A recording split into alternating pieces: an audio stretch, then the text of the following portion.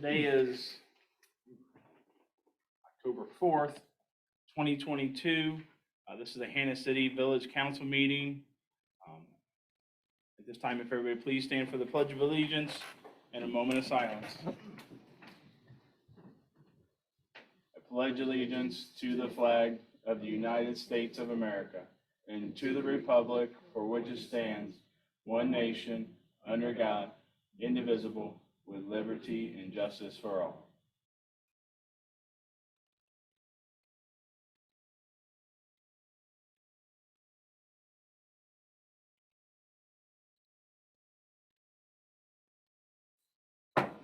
Thank you. You may be seated.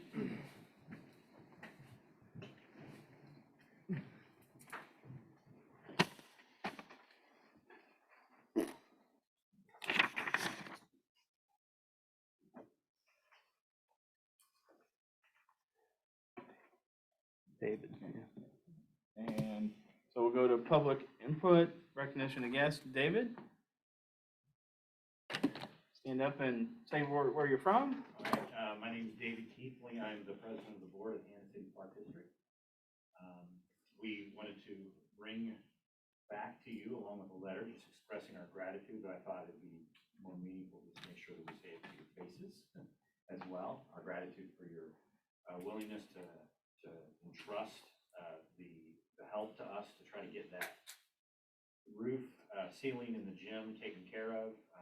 As I had said in an email, and then say it again in this letter, after some further conversations with some folks that knew what they were talking about, we realized that it wouldn't be the best use of funds at this time. So we wanted to say thank you.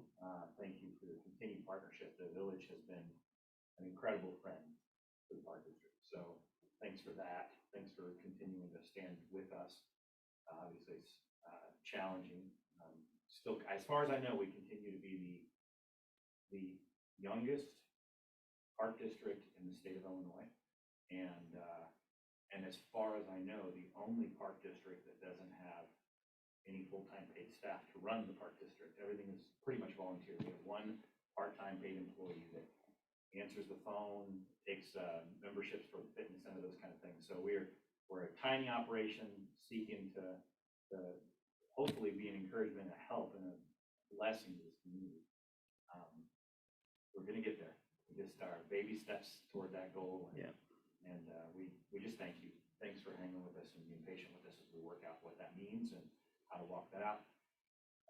So anyway, that's all I wanted to share. But if you have any questions for us that I just have a comment, and I think it's important for you to take this back to your board, and that is the village continues, at least from my perspective, others may feel differently and ultimately would require a vote, but continues to feel strongly that a healthy park district is a top priority for the village. And now at the end of the day, we've got to work through lots of details, right? In terms of, but when you and I and your team first met, you said, look, we want to be financially independent. You said we want to put up a new park. We want to refurbish our building. There's lots of dreams that we have. And we're working on ways to, I'm in the process, and I'm going to talk about this tonight, but I'm working on ways through the Community and Economic Development Council to help find ways to do that. At the end of the day, that might be too aggressive. It might be too risky. The time frame might be too fast for what the board, your board wants to do. But I think it's important we have those conversations because we're probably within 6 to 8 months of making some pretty serious decisions and commitments to how we're going to spend community and economic development money. And if the CEDC agrees and if the board agrees, I think you play a key role in that. But the key for us is knowing whether or not you feel that makes sense for you guys. And if not, that doesn't make you wrong, right? It just means that the timing may not be right. I appreciate that. I appreciate for us, it's learning to be in a position where they can finally dream big. And we start to have we have this 7-full plan that's in place that we're trying to figure out how to execute, and recognizing that every part of that plan has its own little pitfalls and surprises. But at the end of the day, we'll covet that partnership if we can if we can keep our head in the game and keep our eyes. It's important your village or your board knows that we're not trying to push anything on We're not anybody. doing that at all. At the end of the day, there's lots of people and lots of places and lots of projects that need money. And my personal perspective, I'm going to present to this committee that I believe your projects, as you define them to me, are in the top 5 or 6 priorities of stuff that we need to do. They may disagree. The CEDC may agree. You all may disagree. But I think that's where I am, and I think that's where the CEDC is. Zach can tell me if he thinks differently, but we've only had one meeting, and I think that's kind of where they're living. But there's a whole lot of detail that has to be put forward with that. I'll say that, I appreciate, that encourages me, Yeah. encourages the board. Yeah, I'm sorry. I interrupted. Getting to that place where we can align that vision. That's Good. Appreciate it. And we want to see a healthy park board, because not only is it going to draw community members out to do activities at the park board, but it's also going to strengthen our community as a whole. So, getting the residents involved and getting them into doing things. And then when you do have fundraisers and things like that, people are more apt to come out and contribute and take part in those events. So we're definitely behind you. We just got to make sure all the You guys gotta be good stewards with what you have, and so do we, so we appreciate the I think one of the most willingness to step out there with us a little bit, and we recognize that you've got a lot of fish you gotta fry. Yeah, one of the most important things I think I heard from the CEDC, and again, we've only had one formal meeting, but it's that if we're going to do things and we're going to be community and economic development, we have to make sure, up to this point, most of what we've done is economic development. It's been business oriented, and we need to balance that with some community investment. And you all have a good vision. You really do. I mean, you've done some good work with to lay out what the park looks like and so forth. And I think there's lots of people that want to be a part of helping you achieve that vision. We're not trying to create a vision for you. We're just trying to come alongside you and see if we can't make it happen. So, We appreciate that. Yep. Thank you. Any questions for us? Who restarted the second, third, and fourth grade girls basketball program? That is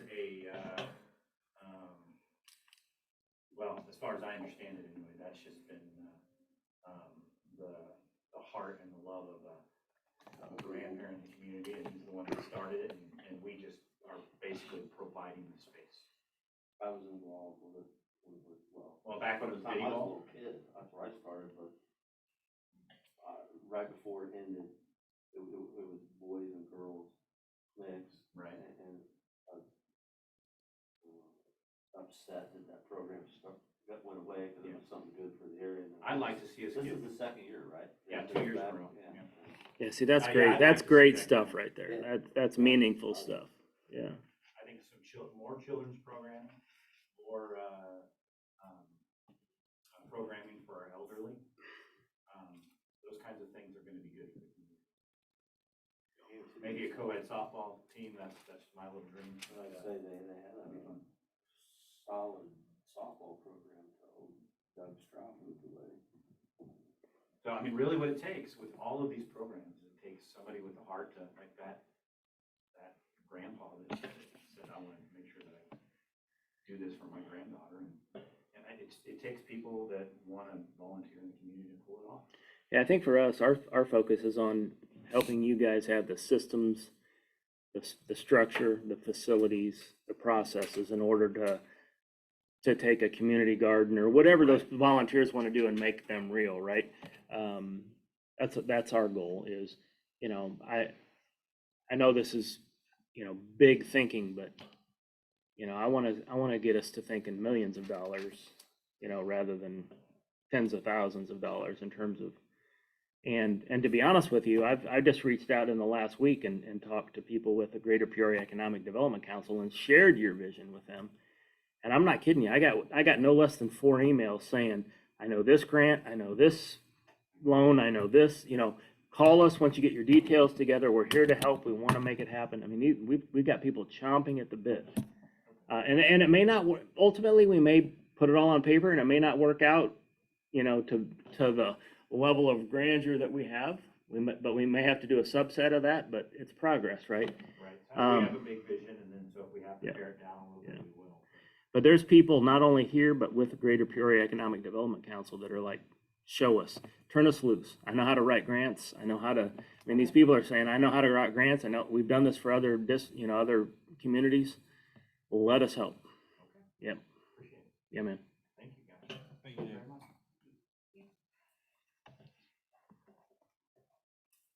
Probably gonna get the last name wrong.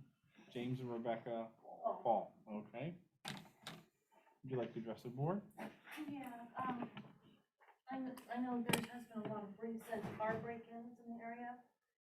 We got hit last night, Where do you live? I'm sorry. Runkle. Okay. North, south? This- North Runkle. North, okay. Yeah. Well, it's all North Runkle, actually. There's two on Runkle that got hit last night, one on a couple on German's Court, one or two, and somebody on Elbert. So it all happened in the area. Someone got a picture, and they put it on Hannah City Happenings earlier today. And I guess, what else, I mean, we do lock our vehicles, and I'm assuming one of the doors must have been unlocked. We don't know how, I don't know. But I guess what I'm asking is, do we have patrols that come normally around at night? We have, through Peoria County, we contract to a contract since we do not have our own police force.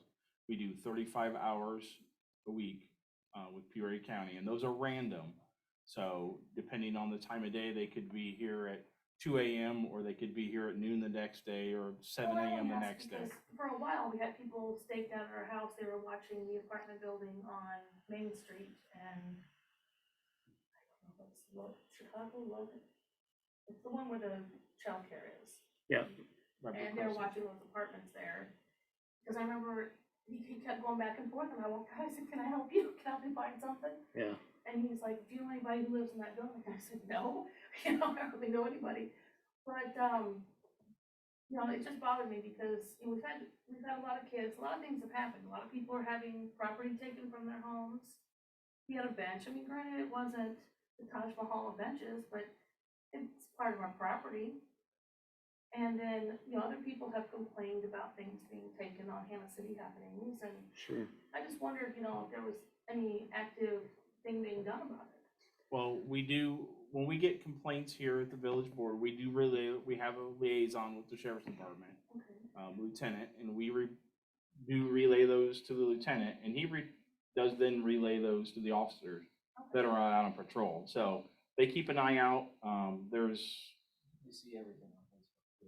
Yeah. Good. He assured us that they watch our hands, they watch Good. everything. So they- Well, first and foremost, I'm sorry that you had Well, problem. I mean, it's that's- no one's fault. well, I know, but it stinks, right? It stinks. That's no fun. In all honesty, I think it is just, pardon my expression, I think it's just punk kids. Yeah. Who have nothing better to do, because the only thing that was taken was change out of the cars. So, to the mayor's point, we have a process in place where we get, every time there's an incident, every meeting, we review all the incidents. We have a board member that looks at all those incidents, and anything that's significant and non-confidential, we bring up and we talk about, and then we create a point of interest for, that we report back to the sheriff's department. Nick Butterfield is our primary contact. And when I found out this morning from our communications person here that this was going on, I contacted Nick and said, hey, this is what's going on. We need this to be a point of emphasis. What can we tell people to do? The one thing I will tell you is they actually earlier, about 2 months ago, had told us that there was possibilities of break-ins with cars, that they'd seen a rash of it. And so we sent out a communication to proactively tell people, make sure you lock your cars or put them in. But that's been a bit, and that's been a minute before, before this incident. Exactly, and usually after a big event happens, whether it be the parade or the, Hannah City Days Or the Heart of Illinois Fair. I mean, we have all, but they People know. come out here and they'll just, They I don't do. know what it is about our Yep. little town, that they feel like they just wanna, okay, let's get these guys. But that's reactive, right? When something happens, that's us telling them, hey, this happened, let's Yes. make it a point of emphasis. So they had told us proactively to watch out for it, but we're constantly trying to figure out ways to more proactively tell them. So from this, what we can do is shape, to his point, we have a contract, we can shape it and say, okay, if you're not doing patrols today, right, if your focus has been, So my camera didn't catch it, I have Yeah. cameras and it did not catch it, so So we need to tell Repositioning them the patrols cameras. might be something that we need to do, or we need an emphasis on that more for a while and so Or if forth. it's in a certain area, Yep. you know, we can, What happened was, is the cameras that we have, there was a glare from the street lamp that was never there because we had a tree there, and then Silva cut it down, so. But I understand that It there was a became glare, picture, so- right? Somebody had a picture that Yeah, it wasn't all that clear, but Sheriff said as well, that Yeah, the cameras are great, but they're wearing masks, so Oh, they are wearing you get masks. to I see didn't them getting in your car, but there's no way to really know who they are. He was Okay. telling us that there's basically a group that's kind of traveling around, not just here, but Bellevue, Peoria, different areas, and they're after these guys. Because they're doing the same things. They're going to cars, they're not breaking windows, they're checking to see if things are locked, Yeah, and just taking what they can rent. that's where it makes me feel that it's really, it's kids. Yeah, Yeah. that's what they said. I think that's what the Because pictures if it was revealed. someone really wanted to steal something, they're gonna take other stuff in the car. Do you know if the people that were impacted this time reported anything or filed a complaint with, That I do not know. I called up here this morning, they told me to come to the meeting today. yeah, I think one of the things that's very important is that you contact Peoria County Sheriff and file a formal complaint and Okay, encourage anybody else that was impacted to do the same. definitely. Cause that ensures that it winds up on, I just wanted to ask, cause I didn't No, know no. what was going on We have- there. we appreciate you coming up. We really do. I mean, if we don't know, what the heck can we do? You know what I mean? Well, It's, that's it, and I don't expect you guys to be out there yourselves patrolling at night, you know? no, but at the end of, It's kind of a creepy thing, I mean, we all live here too, and I the one think- on Albert's my neighbor, so. Oh, okay. And it's a little closer when it's, you're like, When it's okay, that's right raining. next to my house now, so. And everybody knows I lock everything up like Fort Knox. I've had, well, before we lived here, we were in Denver, and I had a kid just walk into my house one day, and I wasn't playing. It scared me. I had a 6-month-old daughter in the room, and I met him in the kitchen with a cocked gun, and never been more scared in my life. yeah. But it's my home, and that's my kids. Let me ask another question. Is the lighting on your street, how is it? The light, I have a street light right outside. What about our do we have house. any lighting on any of those streets or? Yeah, we got one on almost every corner. I'm just trying to figure out if they're, Main Street, and Albert has one right on the corner. That's one thing that But they point to the streets, so. talked about, because where our driveway sits, the light's right there. They So I shine was that- shocked that they were bold enough to come up. wow. And that's why our camera didn't catch it, because it glared. It was such a glare between that, the car, the glass in the car. They have a real short driveway. The street, Right, yeah. it's pretty short. Yeah, we're at the end. Seems to be the really short Yeah, we're like one Holy Moore, we're right there on the corner of Like, one it's Holy just Moore. easy to get up there in 5 steps and get out of it. Mine's a little longer. Yeah. Mhm. Yeah, they said that Behind they would go and try every car down the Yeah. road. But they did say there was something that I think I should sit happened, in my and I car. think something was Yeah, with stolen the or gun. something. Mhm. But they got DNA, but they said it's gonna be 6 months. Yeah. to- And they have to be in the system. And I'm not, you know, Oh, okay. Okay. I mean, I'm not worried about a few dollars going on the car. That doesn't- Well, I No, mean, no. they're aware of it, Yeah. and they're trying to catch these people, but they don't come at the same time, and they're not. Exactly. I went and got a $30 more Yeah. tonight, that's solar, and if you get anywhere near either one of my cars now, the bright light just kicks on super bright, and that would have to make somebody get a little bit more nervous when you're trying to rob me, but I don't know. The other thing I'm, I just wanted to ask, I just wanted to be a little more No, no. informed of what was going on. It's That was great. all I wanted. I will make a personal commitment because I've already been in communication with Mr. Butterfield, but I'm going to ask for a point of emphasis to be placed upon anytime there's a major event. So things like, you know, Spoon River Drive or the Heart of Illinois Fair, or whatever, that we increase the patrols, we modify ourselves. And what time? Do you have any idea what time of night it took place? It had to be after 11, so that's about the time that. Yeah, somebody else said it was. Okay. Around midnight, it had to be, because our neighbor said that they saw the headlight on theirs, and it was like 11:38, said he thought. So we do have patrols at times at night, but we only pay for 35 hours, so they modify when they come and when they don't come. Yeah, that's why we called my neighbor across the street, Jason Archdale. We asked him, we said, do you have anything on your cameras? Because we thought, because her car, was my daughter's car, was parked at the end of the driveway. And like I said, the light, we got something, but it was such a glare that it just, Sure. it wasn't even worth Yeah. anything. But he got headlights, and that's all he got. So we Yeah, didn't have there's- that even. The one that they posted online gives a date stamp but doesn't give a time stamp that they posted to Hannah City Happenings. Someone getting into a Silverado. Okay, I just wanted to ask. And- that's No, all. no, we're glad. And We you know, really are. Farmington has cops that are there 24/7. 24/7. They have a worse problem than we do. They are constantly, vehicles are constantly being broken. And they tell you, lock your doors. That is the best thing you can do. Don't leave Yes. valuables out. Because if they see something, if they see an iPhone 14, they might break the window to get it. That's true. Whereas if you leave nothing, I know some people like to leave change in there. They're after, That's all I know. the That's all money. that's ever in there's change for tolls or just for, And- you know, Sure. a quick soda or something, you know, but- they're, I think that's the stuff that they're after. So we Yes. need to start ourselves, protecting ourselves Well, and like I by said, not making it obvious that you have something that somebody else wants. Yeah, and it's so. just a little bit, because that's why I'm not, you know, Mhm. that's why I'm not getting bent out of shape over a Well, little bit of change, you know, but everybody has, I don't know anybody that doesn't have a little bit of change in their car. Yeah. So Look- it's- But you know, that's what they're. It- Draw a line in the sand. We're gonna take next time. At the end of the day, if you look at our incident reports, this is probably as serious as it gets for us, right? that's This kinda kind of what I stuff, figured. yeah. I'm not trying to be rude in any way. No, when I no, say this, but this is not at Young all. City. It's a community where people watch out for each other. Absolutely. And everyone on my street, on my little end of the street, where we all know each other, we all look out when we can. But if I'm asleep, I don't know what's happening. Yeah, so. no. Well, thank you for coming in. We Yes. really And appreciate the thanks feedback. for giving me the opportunity to speak. I Yeah. just, like I said, wanted to get an idea of what was going on, because I know that I can't, you know, I can't go out there after myself, but. Understand. Well, on behalf of the village, I'll make a commitment that I'll talk with Mr. Butterfield about, especially around big events and about doing some work to parole after those events to make sure that, because it seems like that's when it happens. The last time it was the Heart of Illinois Fair, this time it was Spoon River. Yeah, And it's so, once before with, at, Kansas City days, when Alan Nancy lived across from us, Clarendon. And I came out one morning, there was just a bunch of stuff, and I went out to see what it was. And she had something a purse like taken out of her car. Hmm.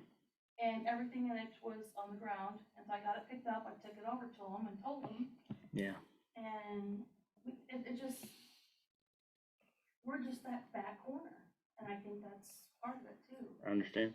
And Elbert is back there in that corner. Yeah.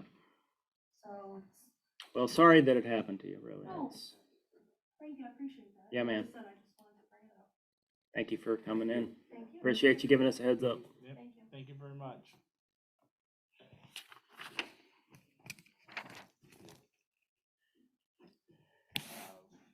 Ron, see you're online. Did you have anything to contribute, or just watching the meeting, sir?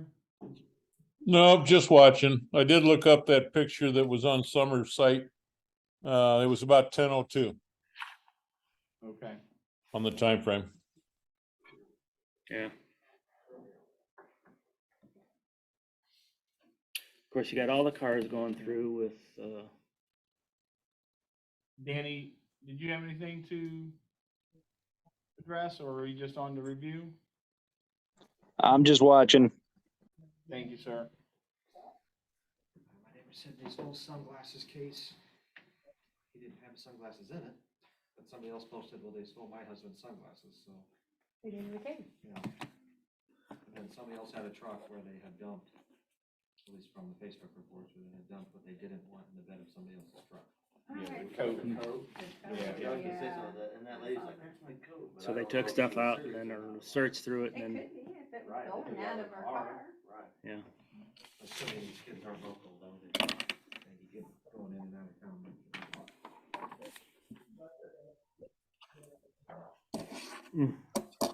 Before you should have our September 20th meeting minutes. If you haven't had a chance to review those online that the village clerk sent out via email, please take a look at those. The only comment I will make is we had some conversation about the pro temp mayor issue, and Clay provided some input for that, but we ended up not needing it.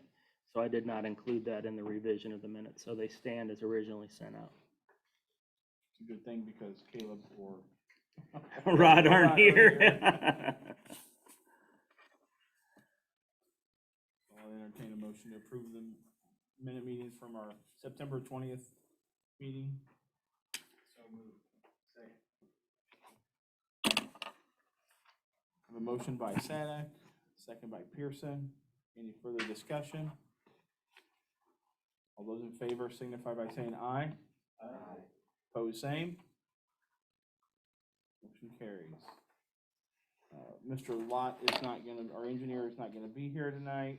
The only thing I will say on the engineering side is that Jimmy and I are meeting tomorrow to look at the plan that we've developed of the remaining sewer issues that need to be taken care of. At the end of the day, what I'd like to eventually do is bring to the board information that shows the linear feet that is remaining that needs lined and the linear feet remaining that needs to be replaced, and then begin looking at what kind of finance options we have for that, but we're not quite there yet.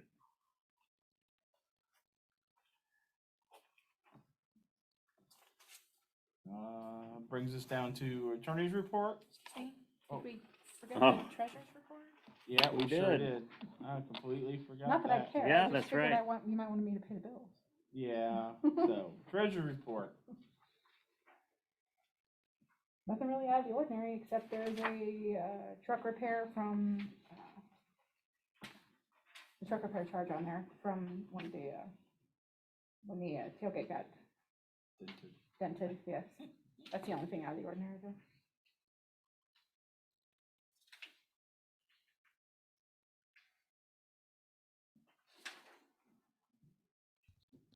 I'll give my report then. If the. Oh, no, wait, we got to vote on treasurers. Oh, sorry. You're fine, Clay. Make a motion that we approve the treasurer's report and pay all outstanding debts. Second. Motion by Sidak, second by Pearson. Any further discussion? We'll roll call it. Miller? Yep. Pearson? Yes. Charavali? Yes. Sidak? Yes. Motion carries. Okay, now it's your turn, Clay. Sorry. Thank you. I don't get any votes on my reports. Nothing much to report. I didn't hear anything back about the ordinances, so if those are in order, buildings, if Agreed. there's any. Thank you. No particular business. As always, it's a pleasure to be here with everyone tonight.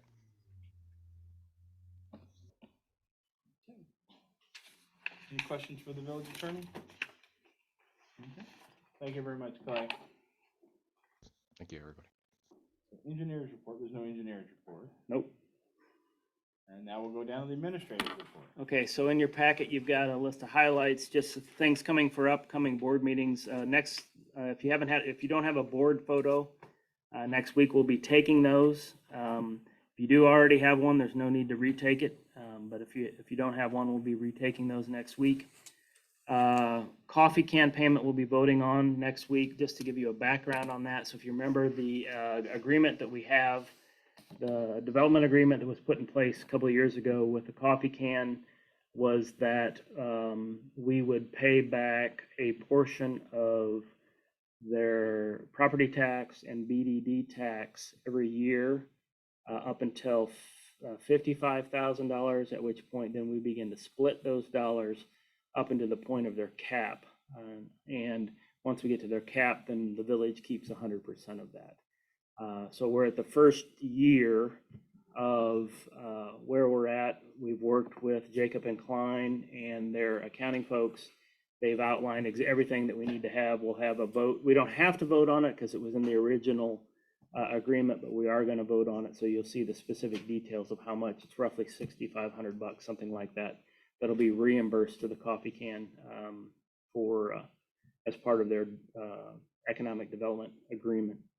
To me, the key message here is if we look at community and economic development, one of the things that we can do as a board is every day that the coffee can is successful or more successful, the closer we get to the 55 grand, the closer we get to hitting the cap, the closer we get to getting 100% of the BDD dollars and the tax dollars back. The flip side of that is I think there's a lot of people in the community that feel like, well, we gave them money. Well, the reality is if somebody invests that level of money in the community and we have an economic development agreement with them, there's tax dollars, BDD and TIF tax dollars that we would not have ever received had they not done that development. So there's a short-term reimbursement as an incentive to develop here, But long-term, once we hit those targets, we get that money forever. So it's a very positive thing for the village as well. So I just wanted you to know that was coming up, and we'll vote on that next week. The other thing we're working on is the medical insurance renewal. We do that every year. Last year is the first year we put medical insurance in place. I will tell you at this point, we're working on the details. We're looking at multiple vendors, pricing everything out, looking for what the best options are, doing some benchmarking with other communities to determine what things look like to make sure we're market-based, but we'll have a proposal through Eric next meeting to talk about that. I would tell you at this point, it appears, knock on wood, that we're going to save some money, and that's good news. So I'm excited about that. The other thing I would tell you is I'm currently working on a CEDC plan. That plan is based upon input I've gotten from here, input I've gotten from the CEDC committee, input I've gotten from the Park District and others, to try to look at what can we begin doing now to further our community and economic development. I can tell you that we've got 140 as of the end of August. We've got roughly $140,000 in the BDD bank account. So one of the things we're looking at, and again, none of this has to happen. Ultimately, the CEDC and you all have to decide that's something we want to do. But based upon feedback we've gotten, we're looking at redoing the signs as you come in from 116 either way, upgrading those to more brick or, rock, or maybe even electronic. We're getting some quotes to see what that would look like. Huh? Yeah, making them more modern, look a little nicer. Welcome to the village. Maybe putting some electronic stuff in there or not. But we're just getting quotes. As far as ongoing money is concerned, we're looking at what we can do to support the Park District and refurbishing their buildings and putting in the new park. We're looking at programs like Farmington has in place, which is they have a residential program where they spend $25,000 a year. So 10 people with residential homes in the area can come in and say, this is the project we're going to do. We're going to spend X amount of money, and we'll reimburse them up to $2,500 to upgrade within parameters, the outside or improve the look of their home. And they do 10 projects a year. They also have a grant program for businesses that pays out $75,000 a year as 75% of any project. So they can repave a parking lot, they can put up new signage, they can redo their facade. We can dedicate it to the 116 corridor at the beginning to build that up. So there's all kinds of things that we can do there. So we're looking at what that might look like. We're looking at, do we want to do any infrastructure spending? Do we want to support sewer or water with some of those dollars? At this point, I know this board has said we want it all spent on community and economic development, but if we've got enough money, should we also look at other infrastructure needs that we've got? So bottom line is I'm working on putting all that together, packaging it, eventually bringing it to the CEDC, bringing it to you all to look at and tell us we like this, we don't like this, and making some decisions. We've got some money to spend, so that's a good place to be. The question is, what's the best way to spend it? I'm trying to listen to everybody, package that into something that might make sense, that's affordable, and then bring it to you all to take a look at. We've got ARPA money, $81,000 that just came in. We're not going to spend any of that until we get through the CEDC thing, because maybe we want to spend 81 grand on a sewer project that is part of what we're going to do on the CEDC side. But I'm working with Jim to pull that kind of stuff together. In December, I don't know which meeting, but we're also going to have liability insurance for the annual renewal. We'll also have the tax levy that we have to approve. Just a heads up, the Locust 8, we're moving from Locust 8 to Locust 7. You guys have voted to upgrade that, 7 to 8, excuse me. Right now, the Cassandra and Tracy are doing double duty. They're booking it in 7 and in 8 for a month until we get through the cutover. So that's extra work for them, but they truly believe that long-term that's going to be saving us a lot of time and energy and money later, so that it's worth it to do that. So a lot of efficiency upgrades with that. So be patient with them if you need information. Lastly, I looked at, August would be the first month where we had some potential savings from the water loss. I'm getting ahead of myself. If you want to cover this, that's fine. But what I tell you, it was 16,000 for the last 2 months.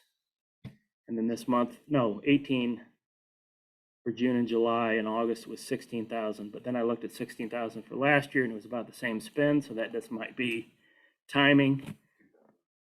2,000 savings, yeah. So I don't know if that's actual savings because of the loss or if it's just the month. Our first full month of savings will be once we do the next set of books, so we'll look at that. But we think there might be some positive traction there. All right, I've talked too much. Yeah. Anything else? Lots going on, exciting stuff though, because it's more proactive rather than fixing stuff that broke. Okay, that takes us down to committee report. Finance, Mr. Terravali. The only thing I wanted to bring up, Brian didn't have anything for me directly, was just watching what these next couple of years look like financially for interest rates and stuff like that and getting loans. It looks like that if there's any big projects we see being a necessity in the next 2 years, that we might want to look into those sooner than later due to a possible, stock market crash or something of that sort. That's a great point. Along those lines, I checked yesterday with the USDA as to what their rates were for loans, low interest for loans through them to do sewer projects or whatever. I think we're paying 1.5 on our current IEPA loan, and it's basically 3.5 now. So it's not the market, right? The market's at 5.5, 6, but it's 2 percentage points higher than what we've paid in historically. So. And obviously still have to directly talk to somebody in the business, but with the ARPA money and stuff, I know sometimes while you have it, it's easier to get more money because, we got figures for the payments. Yeah, that's a good point. End of report. Planning and zoning. We do not have anything, Do not have anything. So sanitary sewer, Mr. Pearson. Nothing under sanitary sewer. Water. Yes, sir. So you'll see in your packet there a quote for a new check valve for Elder Court. It needs replaced for the lift station. For $1,239.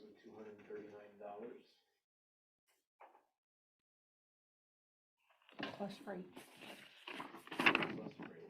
Or they can deliver on the next visit if we can get this ordered by next Monday. With no charge for shipping.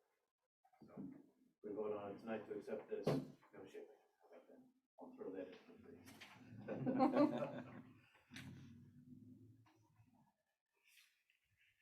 You're looking for a motion? I'll make a motion to approve the purchase of the check valve for $1,239. A motion by Pearson, I have a second by Terravali. Any further discussion? We'll roll call that. Pearson? Yes. Terravali? Yes. Sidak? Yes. Miller? Yes. Motion carries. Next in your packet, you'll see some quotes for replacing the tires on Jim's truck. We got quotes from 3 different places, one of them being Zane's here in town. Unfortunately, they were the most expensive out of the 3. Kind of goes from the most expensive to the least expensive there. With the least being $1,348.59 for tires and alignment. East Peoria Tire. It looks like the first one was from Zane's for $1672.23. Doesn't say who the second one's from. Ron 66 in Bellevue. Okay. For $1,554. And then one from East Peoria Tire for $1348.59.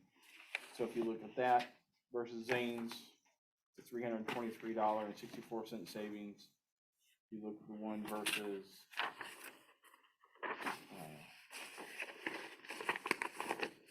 Ron 66 versus the East Peoria one, it's a $205.41 different savings.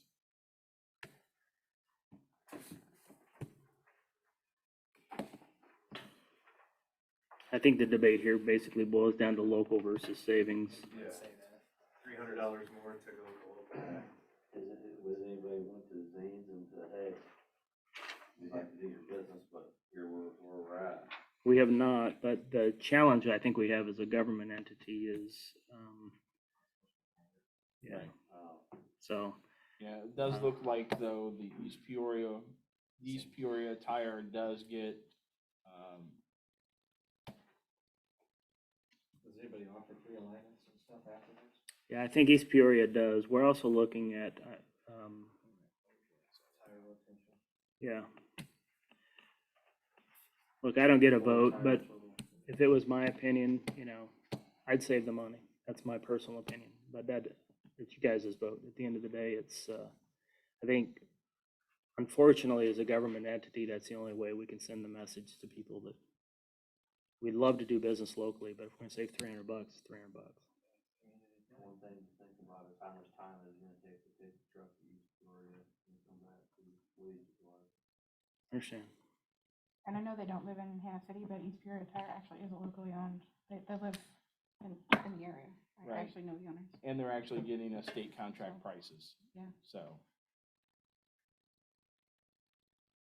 Cause it's, That looks like Brian will have to about, get Jim over. I'm Save the money. I motion to save the money. so you make a motion to Take it East Peoria. East Peoria Tire for $1348.59. Business is business. Yeah. I have a motion by Miller. Second. I have a second by Chirivali. Any further discussion? We'll roll call that. Chirivali? Yes. Sidak? Yes. Miller? Yes. Pearson? Yes. Motion carries. I will say this, I don't have any problem with Jimmy going back and letting him know that we got 3 quotes and he wasn't the highest quote, or that he wasn't the lowest quote, he was the highest. I would encourage him not to share the numbers, because I don't think that's right. But at the end of the day, we owe him an understanding that we gave him a fair chance and we moved in another direction because of price, a And we need to significant be- price. We need to be I mean, what's, financially responsible too. I meant, you know, if it was It was $100. 100 or less, I'd be like, no brainer, go to Zane's. Sure. But you know, I mean, it's almost the price of a whole tire. Where's the? yeah, I mean, it's tax? not, I guess I should There is ask. no tax. We are taxing Yeah. them. We don't have to pay. yeah, I mean, it's almost 20% cheaper, 19% cheaper. And I know you said you would not encourage him to share the price, but this is a public. Oh, meeting. I'm sorry. And, Thank you. He has all of the. Yeah, I access to those understand. prices. Well, at the end of the day, he could file a FOIA request and we have to tell could him just watch it on anyway. YouTube. Yes. Yeah, fair enough. We already talked about the price drop from the water, about 2,000, and the only other thing was that, Jim and Brian are working on a long-term sewer study. Yeah, I mean, we've got the map built where Jimmy's gone through and said everything that needs to be done. He and I are meeting tomorrow to actually look at the end of the day, what I'd like to do is say, here's a linear feet that needs to be lined, here's a linear feet that needs to be replaced. Get some level of benchmark quotes for that. We've got one of these numbers from the attorneys that say it's roughly $750,000. The only way we could pay for that, everybody tells me if you're gonna line or replace, you gotta do it all at once because it's most cost effective. To your point, if it's 750 grand, you know, that a loan on that at 3.5% is, you know, $4,300 a month, 50 some thousand a year, you know. We don't have the money to do that. We have some money in sewer that we could put down on that. We have ARP money we could put down on that, or we could borrow and pay that loan with CEDC money if we decide we want to do infrastructure with that. Or we could say we're going to roll the dice and live with it as it is, you know. But at the end of the day, we at least need to have those conversations, I think, and that's what we're trying to get, is to bring something to you where you have data and fact to go, yes, no, don't do anything, do this, don't do that, whatever. There was one more lift station that has some outdated parts that we might want to take care of. Correct. We've talked about with the ARPA money replacing the, which one did I tell you? It's the one that services the new neighborhood. Most recent neighborhood. I can't. Chicago. No, it's the, what's the neighborhood? Country Air? Country Air. Yeah, it's that substation. So One we've on got, Murphy? it's near one other, I think it's near one other lift station. But his point was, is it's starting to get to the point where the pumps and the parts are getting where we can't get replacements for them. And so it might be worthwhile to spend half of the 81,000 to replace that lift station. So, but we need to weigh that against, what's that versus lining or replacing sewer lines elsewhere, what gives us the biggest bang for the buck. What's our estimated water loss? 30% roughly. We think we've made some improvements on that with the last that we found. That's roughly a $50,000, $40,000 a year savings. If we, most villages lose 12 to 15%, so we're not going to ever get it to zero, right? Right. But if we can find 15%, I think we looked at the numbers, is about $40,000 a year savings. The whole thing with the water side of things is if we're going to do water, right? We got the tower and we got lines that need to be replaced. So we're looking at probably $3 million worth of. 2 million for a tower alone. Yes. $2 million for the tower alone, another $1 million for water lines. Which we've got all the plans for, it's a shovel ready bid. Right. And we've been hoping we can find a grant, but we've not been able to do that yet. But if we do all water, that's a $3 million project, probably. So the debate there is, and people will throw things at me, but do you put out $3 million or do you sell the water service for $1.5 million? Yep. But then that goes to the backs of the residents, right? So somebody's gonna have to pay it one way or the other. So, or do we raise our own rates? Do we go ahead and say we're gonna fix the lines and do the tower, and we raise our own rates and control it, right? And do all that at one time rather than sell it? We wouldn't get the 1.5 million income, but if streets are taken care of, and if we can't get sewers taken care of, and the lagoon's in pretty good shape, what capital do we need? So why do we need the 1.5? So do we put that on the backs of the residents, or we just raise our own rates and do it ourselves? You see what I'm saying? Yeah, I know East Peoria. But these are the discussions that, the good news is we used to think, the discussions we used to have, I've only been here 2 years, was, well, this broke, do we fix it, right? Now we're saying, how do we proactively spend our money to make sure that things don't break? It's an everlasting war, right? Agreed. Yeah. Who's sitting here doesn't matter. People are gonna be sitting here in 20 years dealing with our problems. That's right. Yeah, I know East Peoria implemented a, wouldn't say fee, I would say, can't remember how they put it on the bill, but every resident paid like a flat rate every month. You had your regular water bill, and then you had a small flat rate, was it $2 or whatever it was. Yep. It's almost like a capital expense on top of their normal rate. Right. So, and they didn't raise their rates for quite a few years after that either. So with that much money, they were able to actually put another tower up in East Peoria. But you see how much bigger East Peoria is than we are too. So they have a lot more people to contribute to that fund, so. And at this point, our tower works fine. Nobody's telling us we have to do it. The EPA says someday we're going to have to do it. We're gonna be ready, so it doesn't happen overnight. Right, so do we roll the dice? I mean, there's a lot of what ifs. Could be tomorrow, could be 2 years, yeah, Could be never. could be never. Well, don't say that. So what did they say is wrong? It's capacity. It's age, capacity, and the lining inside the tower. So the capacity issue is if you have an issue where you have to, like a leak or something and you have to go to a boil order. We don't have enough water, right, to continue to service, right? We have to rely on Illinois American. If we had to if Illinois American had an issue, we had to shut their water off to us. How much water would we have in the air to be able to provide our residents daily water? You have to be able to do a certain amount of time, and we're like less than half that. And it's just a capacity issue. And if we sold it, we don't even know if they'd replace it. Well, they probably would. Have to.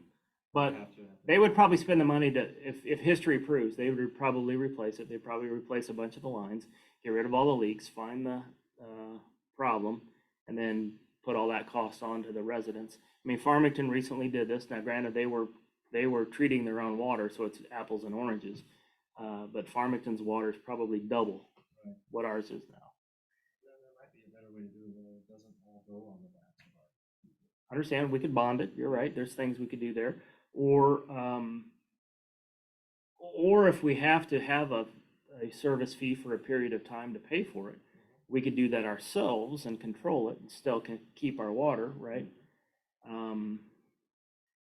To me, the only reason to sell the water department is if you get $1.5 million for that, then what are you gonna do with that capital, right? But do you have other things to fix? But if we can figure out how to fix everything else without it, we don't necessarily need those dollars, so. Yeah. We don't have to solve it tonight, but there's a lot of, So the issue with the water tower, what about our treatment plant? How is it sized for? you're talking about the, Lagoons are fine. the lagoon's fine, and it's probably got another 10 years before it needs major stuff. Because we just replaced sand filters just over a year ago. The next big thing will probably have to dredge it out and go from there, once it gets kind of, yeah, I think, Yeah, we're still in compliance. and we have, percentage. we have 4 sand filter pools out there. We don't even use one of them fully, so. And then we have an overflow, where if we have to, we can pump. Like when we get a lot of excessive rain, a lot of times Jim and the guys will have to sit down there and pump water because of the excess filtration into the sewer system. They'll have to pump water out of the main lagoon into one of the other filters so that it does. Well, and the convenience, when we have issues, we have Jim and these guys to run and solve these problems. My experience calling Illinois American Water, after your hour and a half phone call, you might get somebody within an hour and a half. Yeah. So that is also a convenience that they'd be able Yeah. to still. I want to make it clear, I'm not advocating, right, that we sell our water.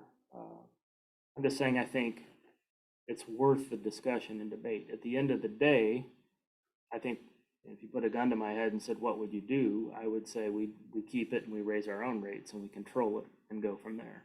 Because especially if we can fix sewer with, correct. Yeah. If we can fix sewer with our own money and get line of sight to that, streets are done, sewer's done for a while, the lagoon's in good shape. All we got left is water. So any capital we have, we can direct that way. Yeah, and that's a major issue is,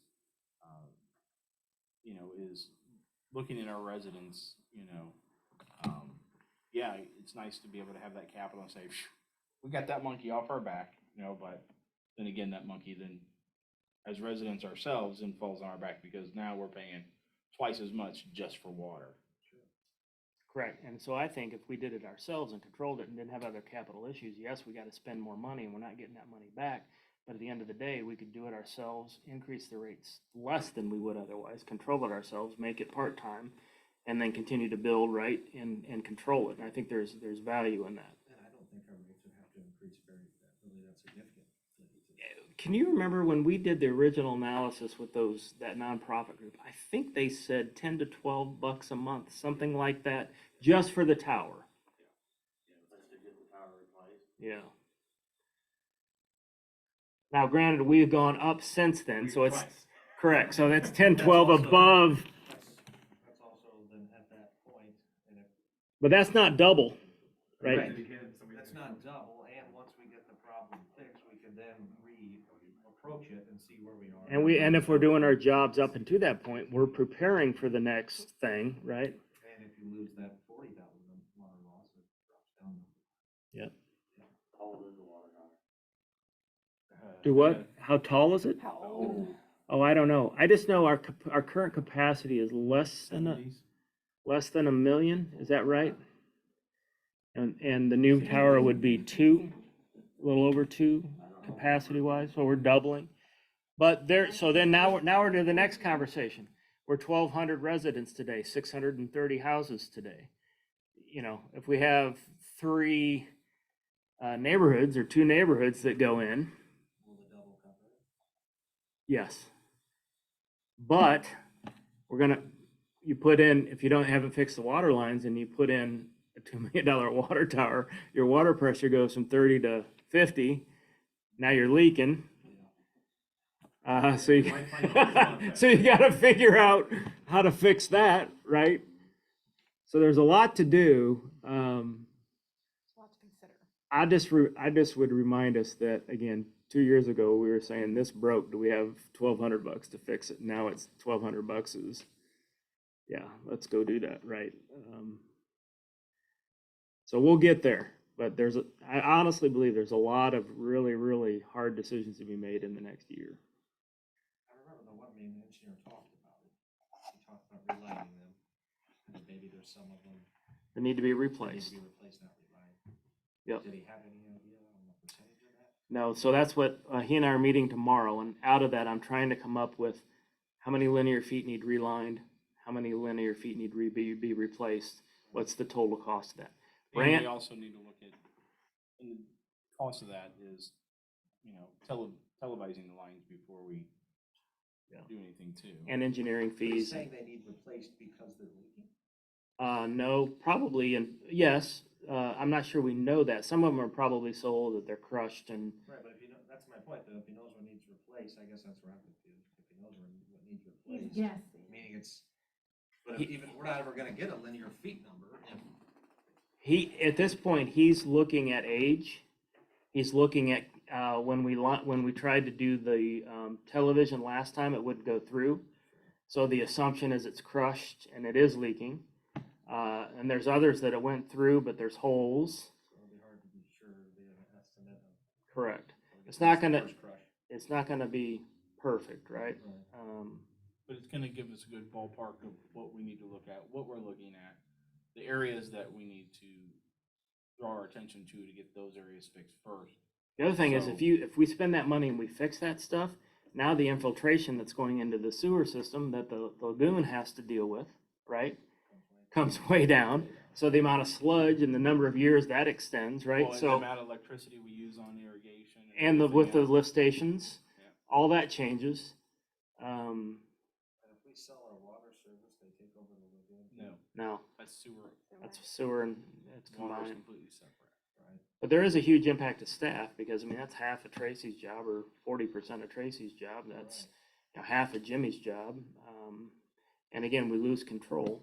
And losing control is not necessarily a bad thing, but again, sitting and looking at it, if we think it's going to be double the price to our residents, and we lose control, and we don't need the capital anyway, right? If we can get ourselves in a position where we don't need that 1.5 million anyway. The other thing is, if we can find a grant or something happens where we can find the money to fund the water tower, then it's a no freaking brainer. We can get the grant. Like when COVID happened, there was money to be spent if you had a shovel-ready project. We could have had it done and paid for, but we didn't have it. We do have the project now, it is shovel ready with a small updating course would have to be done, but. Your reports are always the longest. Yeah. That's because you guys ask questions. See, Mr. Attaboy, Ryan. Nothing. Oh, okay. Do you have Jeez, about refunds time. over there? I was gonna say, any Oh, numbers yes, for I me? do. I've got, 3 total refunds. I got something for Rod since he's not 3 here. total refunds for a total of $141.17. 141.17. Yes, sir. Now, You give those checks to Jeff to sign? I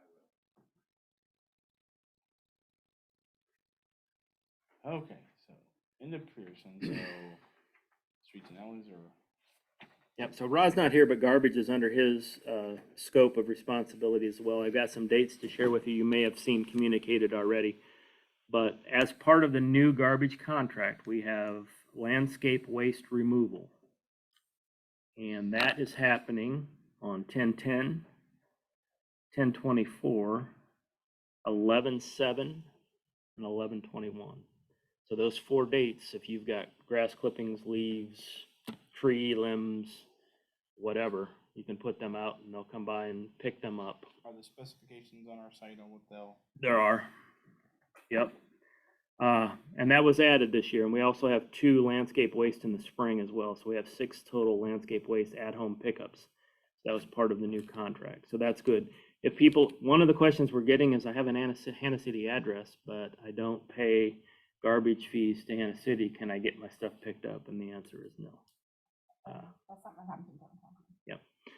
The other thing is added to this year's contract is the electronic waste, and the rules here are pretty specific as to what you can get rid of and what you can't, and that's also published. But there will be a dumpster or Gaylord box, I guess, at the Public Works Building, right down here. And it will be there October 17th through the 21st, which is a Monday through Friday. It will not be there the Saturday and Sunday, so that will not be there the 22nd and 23rd, but then we'll be there the 24th and 25th. So there's basically 7 days where people can bring the approved electronic stuff that they can't necessarily just take to the dump or whatever, and bring it there. Brad and or Roger will be there to make sure that we're not putting stuff in, or people aren't putting stuff in that doesn't meet the requirements, because we get a penalty for the stuff that doesn't meet the requirements. So the good news is we've raised our rates. You know, if you go back to 2014, what I said, less than 30 cents a year since then. But we've also added some additional services, and so we're trying to help the community see that while we have had to raise rates modestly, they're getting additional new services for that. And we hope the landscape waste will reduce the amount of burning. And if it reduces the amount of burning, then that'll reduce the number of complaints we get about burning and so forth. So, What is that, the building called again? Public Works Building. Yeah, it's basically at the end of First Street. The south end of First Street before you get to the Sportsman's Club. So it'll be, they'll put the box out in the morning, manage it all day for 8 hours, and then put it away at night, and then do that for 7 days. So anybody that wants to bring stuff. Okay, that was Rod's report. Sure, was it your report? Wasn't as long as Ryan. Yeah, that was yours too. Community Economic Development, Mr. Sidak. So, still no communiques from the Big Hollow Clinic. Who all remember last year, after 2 or 3 weeks from my initial contact, I contacted them again. They, in order to do something like this, they have their own sort of board of directors, and it has to get approved for them, and they only meet twice a month. So similar process. They work through something like this a little slowly. If I don't hear something back next week, I'll probably just give them another call. I was kind of hoping Rod would be here tonight, because I gave them, before we changed emails, I gave them the buildings and grounds email, and I don't know if I still am getting. You should be. Yeah, you'll still get everything you were getting. Oh, they were doing buildings and grounds email. You probably went to Rod. Yes. Yeah, I mean, he has that now, so I don't know who you forwarded it to, but.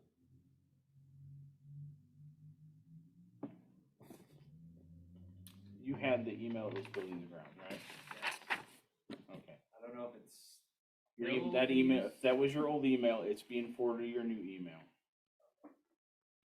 And the same with Caleb's. His old PPTR is being forwarded to. So is Rod not using that one? Rod probably has streets. He does. Well, But there weren't that much traffic on the buildings and grounds email anyway, so.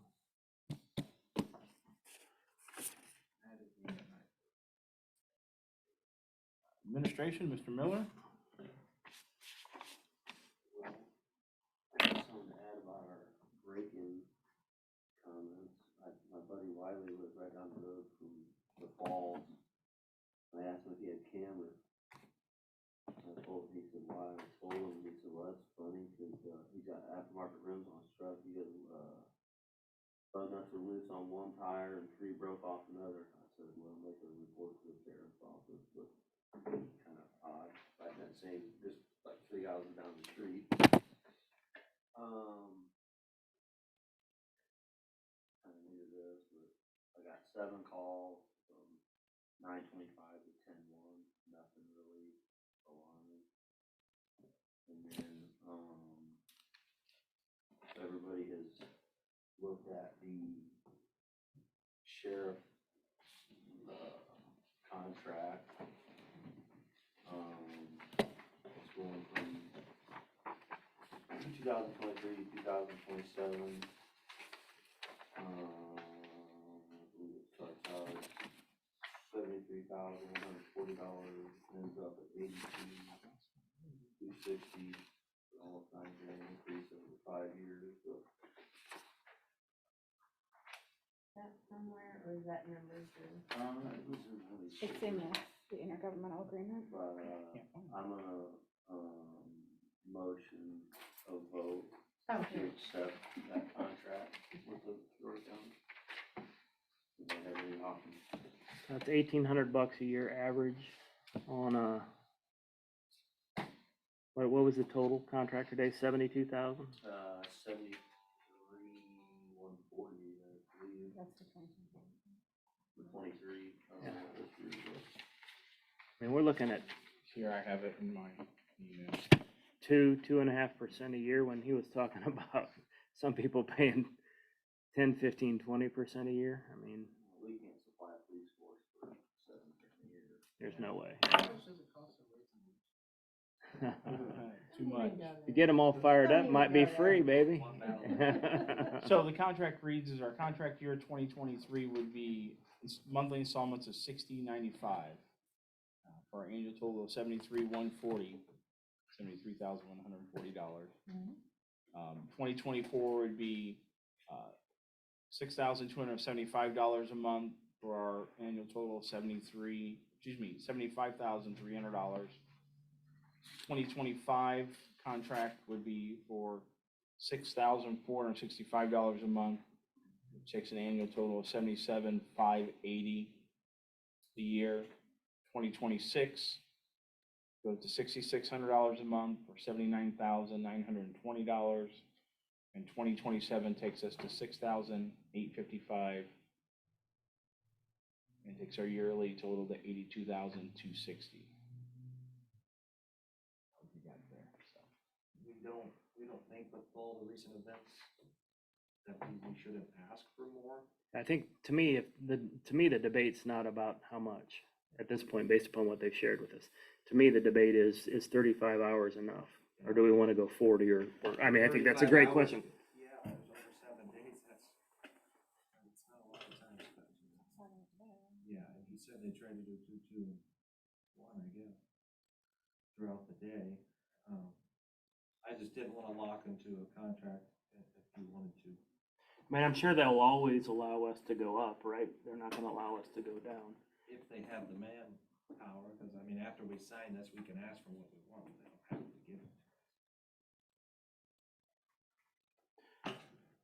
I'm with Eric. I don't think the dollar amount per hour is the issue. I think it's, to your question, do we have enough hours? Yeah, I mean, as far as, if we want to take it, well, first of all, did we already have a motion? No. Well, yeah, you made a motion. Yeah. I'm sorry. Okay, so we had a motion, so to do this correctly, I have a motion by Miller. Do I have a second?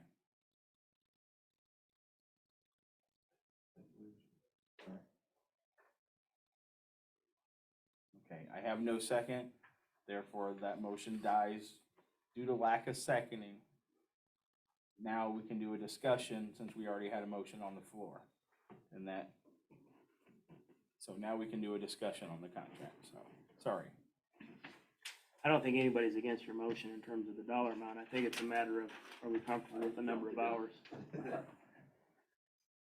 think they're out here a lot more than what, I think that's true. they use Kansas City as a staging area, but are they actually doing anything while they're here? That's correct. That's a fair question. And that's something that we can definitely bring up is, like Sheriff Watkins said, if we see them setting more and more, hey, let the lieutenant know, let him know, hey, while the guys are here in town, if they're running radar, that's fine. But if they're gonna be here later in the evening, come patrol the streets. Right. The radar presence is great and all, but that doesn't seem to be our problem. Yeah, not right now, so. I personally, and this has been the entire time I've lived here, they are always in the church parking lot. And they are either sometimes right behind the entrance, which means nobody can see them because they're not visible from the street. They're backed up into a parking space in the corner, and it might be their lunchtime, I have no idea. But it seems like no matter what time of day, they're parked behind the church, and only around 4:35 are they ever in front of the church, slowing people down. But I have seen them on at Zane's, and I have seen them, there's someplace else on the main track. So maybe we need to have the discussion with them. If they're going to be doing their breaks and doing their paperwork, can they sit over in front of the At least be public. Hannah City? Yeah. Be visible. A Can lot they of times they'll sit in the over- hog trough too. They'll sit there at the Okay. hog trough in the Yeah. evenings, they'll sit there. They sit a lot of coffee cans. Yeah, Say the that one thing again, we gotta Ron? be careful of is, sometimes I do it myself, is I confuse the state trooper who's sitting there Right. doing nothing versus. It's not that they're doing nothing. Well, no, They're but there's a actually difference doing between the stuff. state trooper and the Peoria County Sheriff. Right. Right, and yes. And that's something we can also too is, granted we have police presence with Peoria County, I mean, that's something we can also raise with the Illinois State Police, say, hey, we have a state route through our jurisdiction. Yeah, and I do see you them know, quite often. I don't see them as often as I'd No. like to, especially in the evenings with the, people pulling out of certain places. They're not gonna drive down Main Street. I mean, Right, neighborhoods, I mean, this one goes back, 300 yards that way. mean, right, it's- I know, but I'm just saying, it would help be a deterrent, more Sure. presence, so. So if 35 hours is the right number, what is? Sorry, I gotta use their time wisely. You hardly ever see them around in town, which I'm not a comment with either, I mean. It's been Well, a year and since if- I've seen one come down my street. Right when I got here, he came down all the time, but that was last July and August. I don't know what was going on then. But we used to have people that, I don't know who lived here, that was a Peoria County cop. We have one. And they would drive around either to begin or end their shift. And I guess I assumed they were still doing that. Or maybe we can just ask them for an hour of each one of their visits here they spend on the streets. And that's something Maybe we, that would cut it. and that we can take, Well, but see, we need it needs to be sometime between 10 and 1 at night to get these to stop. Okay, so if you're asking them to do 10 to 1 at night, every night, that's it. That's our patrol. well, the thing is they won't do it every night. Right. That's the Well, I'm purpose just is- saying, that's the only thing they're ever gonna do. Where's our contract out? How soon do we gotta make a decision? I'm not sure what, January 1. We have till January? It says right here, January 1 is when this would go into effect, so I'm assuming that's when our old one ends. Makes So sense. do we need to call that guy in here and discuss more Well- thoroughly about what we want? Cause Peoria, does he do this, or is it Peoria Board, County Board? That we have to be discussing this with? well, the sheriff, yeah, cause it still goes to, it all still has to, the contract still goes through, it's with the sheriff's department, but it's still through the county board. Correct, Brian? Was it 35 a week? Is that what we were looking at? Yeah, the sheriff shall provide 35 hours per week of rain and patrol within the area of the village. All right, so take 73,000. I'll take 35 times 52, it's 1820, right?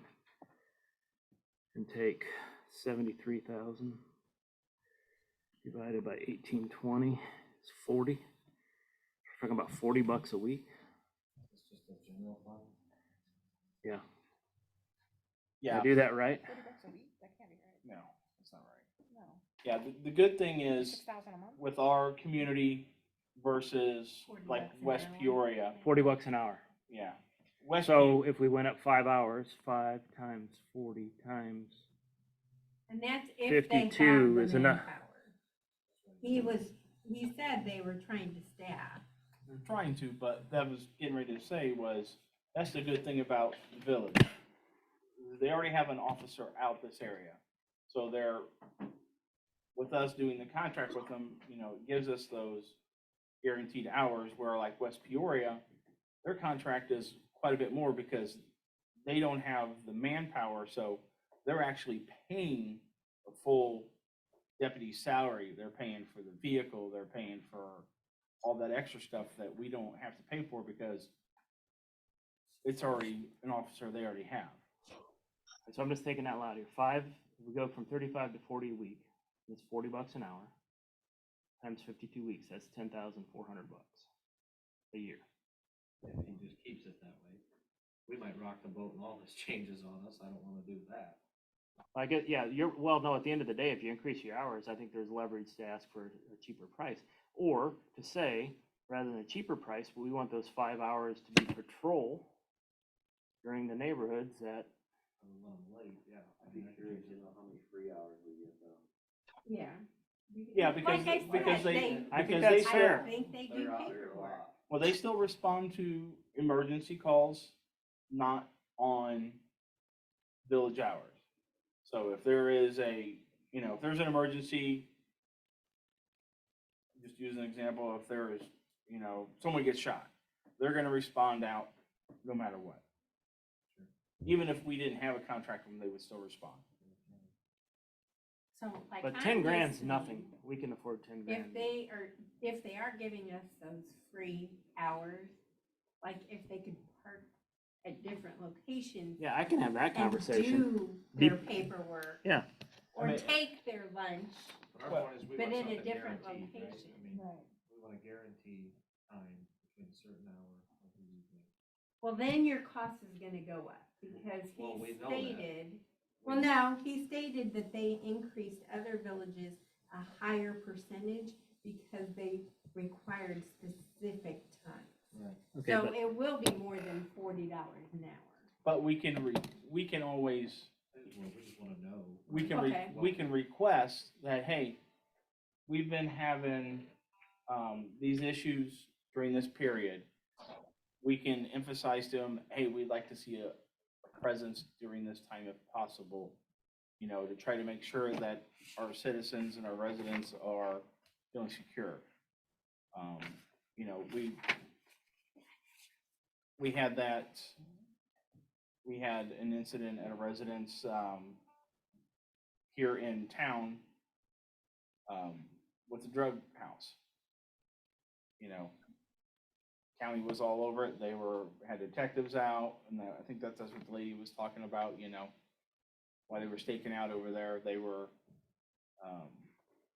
checking out, trying to find out who lives there and everything else. And they were doing that not on village hours. They were trying to take care of that issue because it was causing them a problem too. so the contract's up at the end of the year, right? So we've got time yet to approve it. So what if I go back and I say we want 5 more hours? We want to go from 35 to 40, and we want to be specific about those hours and make those patrol in the evening, More like 5 hours, we don't be specific about it. 5 hours a week. We're not saying we wanna control your whole 40 here, we just, yeah. We want 5 hours of patrol.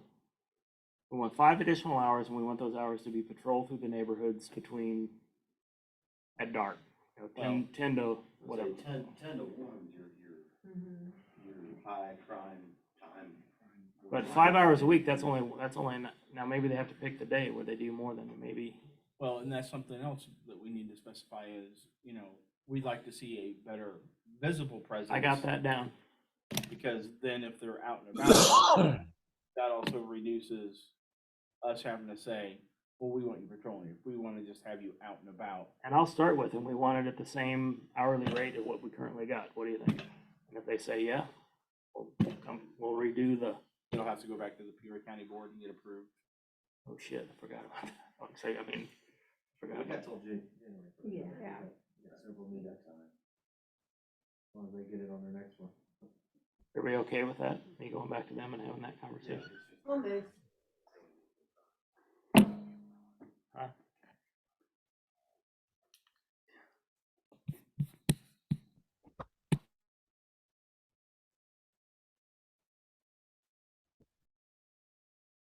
Peoria County Sheriff's Village of Hennessy intergovernmental agreement for police services until we get more information. Yep.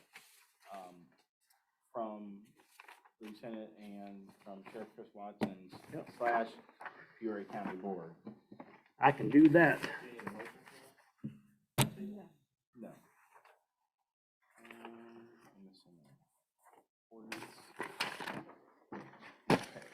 So in front of you, you should have an ordinance approving the Peoria County Sheriff Village of Hennessy intergovernmental agreement for police services. That will be tabled in accordance with the intergovernmental agreement.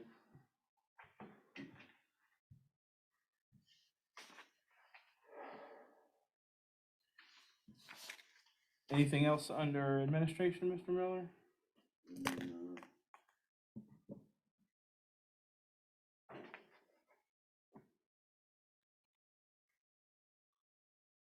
So, Brian said something about insurance packages, medical, should be brought up next meeting, and the liability by December, we decided on. But he pretty much covered that.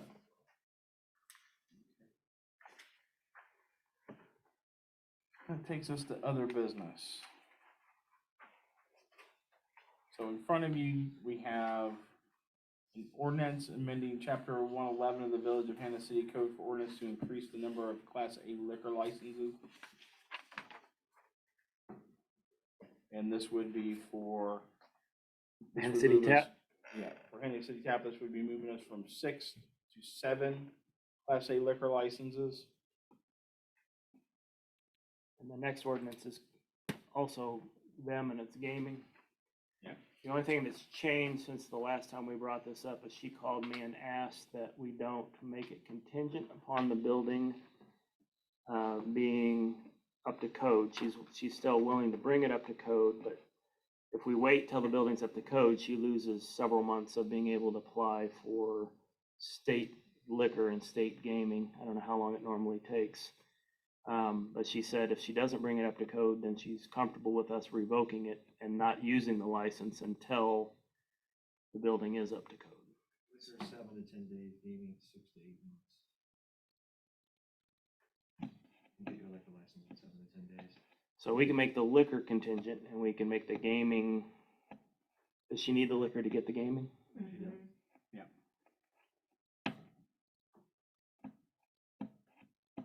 Or do we go ahead and do it and, you know, if they open up and, well, if they haven't, because our inspectors are still gonna have to do an inspection before they open back up, right? Yeah, I Well, mean, I'm she can have the liquor license, right? And then if she And- doesn't pass her inspection, she can't open, right? she can't use it. Okay. So contingent anyway. I mean, or we could revoke it. We could come in and say, you know, Clay, I don't know what your thoughts are legally. Do we need to make it the motion that it's contingent, or do we just grant it? And if she's not up to code, we revoke it? You can make a floor amendment to make it contingent, so long as whatever you're doing doesn't substantially change and is reflected on the agenda. You're good so long as it gets votes and stuff. It's on you. Second question, can we say that we can grant it, but it's not, she can't use it unless the building's up to code? That might involve like more complex legal questions than I can't give you a certain answer at the moment, but I could look into it. I would say no off the top of my head. I mean, at the end of the day, they're not forever, right? No, they're only for a year. Or we can revoke them. I mean, I assume we can. Clay, can we revoke anytime we want? Oh yeah. I've dealt with some liquor license revocation, so long as you have a somewhat good reason, yes. I would assume the building being not up to code is a pretty good reason. Yeah. Yes, so long as it's not just arbitrary, it won't get passed on review. So then then I think the only question is are you for them having a gaming and liquor license? And if so, yes. And if not, no. And then if the building's not up to code and they're serving alcohol or gaming, then we revoke it. But they will have to have a building inspection done. Absolutely. By the village before they operate. Say what? Yes. The building's got to be brought up to code. Now, in the conversations I had with the inspector, he said his opinion is he may want somebody else to actually do the inspection who's more code oriented than him or whatever, but, or who actually can say it's up to code or it's not up to code. But we can work through those details. But I guess where I'm at is, I don't mind granting them that and allowing them to move forward if that's what we want. If the question is, if you don't want them to have a gaming and liquor license, and all this discussion is moot, right? It doesn't matter. If you want to give them a gaming and liquor license, then vote yes, and then I say we trust them. They've been in our community forever, and if they start doing something that we don't want, then we vote to revoke it based upon the fact that the building's not up to code. And Are you recusing yourself from this vote? Yes, I'm seeing. So do we have, I would have to vote on a majority vote. I have a question. ask away. So there's 2 liquor licenses tied up in this town right now, right? That aren't being used? That's correct, but they've been granted. But yes, there's 2 that are in process. So we have a future probability of maybe needing one. Right So now, what are we gonna do about that? no, right now, we're dealing with the fact that we need one. If we get to the year, We just do it again? yeah, we have to renew them every year anyway. If, already exist. whether they're being used or not, they've been granted. They're not being used by the So if coffee somebody else can. wants one, then we just gotta do this again. We Well, have but to- if they don't renew next year, because they come And there'll be due extra, in, Yeah, so let's say next year the coffee can comes back and says, look, you gave us one, we're grateful, but we're not gonna ever use it, so we don't want it. As far as the code goes, we have one extra that we can use, right? We actually have one that we've promised to those guys, but we've not granted. and then we have one that we promised and granted that they never got. 2 that we promised and granted that aren't being used. which is KP. KPs and the coffee can. Yep. But technically, they have them. We've offered one to the Sheriff Ollie's contingent upon them eventually coming back. We've approved that. So if they come back again and say they want it, then we'll be back voting to increase it again and going down that path. And then in April of next year, we'll be looking at them all again and deciding which ones we're gonna grant. Who applies, who doesn't apply, and are we gonna grant them or not grant them?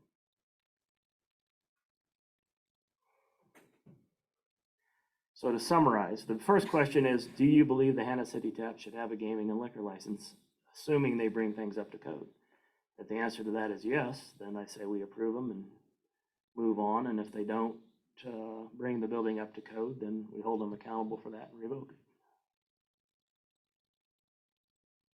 If you do not believe they should get a liquor license, a gaming license, then make that motion and we vote it down, and we don't have to worry about whether they bring the building up to code. These are 2 separate motions, right? One would be to approve it and one would be not to approve it, I guess, yeah. And actually, there would be, One for liquor, one for gaming. that's correct. Yeah, so you don't have to grant both. That's another good point. But according to her, if we don't grant both liquor and gaming, she's not gonna open.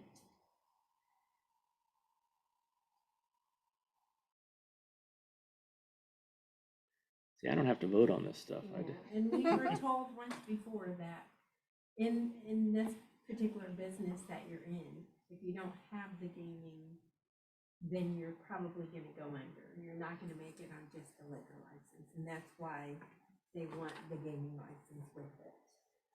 It gives them steady income, so when they have to have somebody working there 20, whatever they're open, so those are fixed payments they have to make, so they have to have a fixed source of income, because people don't repeatedly go every single day at the same time, because it's just that type of business. Just keeping in mind, KP's got liquor, but they did not ask for gaming, so they do not have gaming. Coffee Can has both, but are using neither at this point. I'm not gonna give it to them, with the right to revoke it if they did not get the building up to code. We don't need to state what the That's right to okay. revoke, because it's an automatic. As liquor commissioner, I can revoke it for cars. Correct. So, so everybody knows what we're going on, so it's clear. It would be ordinance 22-10-01, an ordinance amending chapter 111 of the Village of Hannah City Code of Ordinance to increase the number of Class A liquor licenses. Basically, it's going to be increasing our Class A liquor licenses from 6 to 7.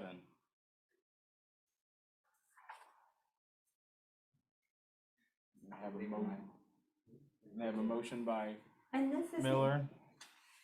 This isn't saying she is getting this, right? She still has to approve. I She mean, still has to apply for a state license. this is just saying we are going to, No, this is saying Increase it. we're going to increase it. She still has to apply for it.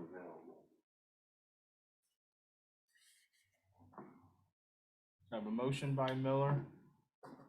Do I have a second? I have a second by Sidak. We actually have an application from her already, but you can approve that, assuming that. And I will roll call this vote, so.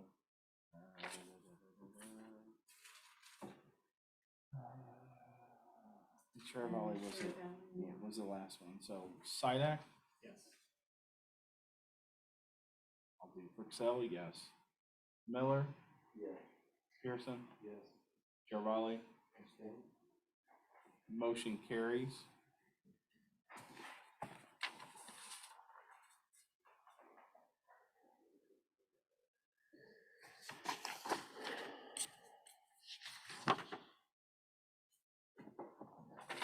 Clay, does that abstention go down as a nay or just does not get counted as a vote?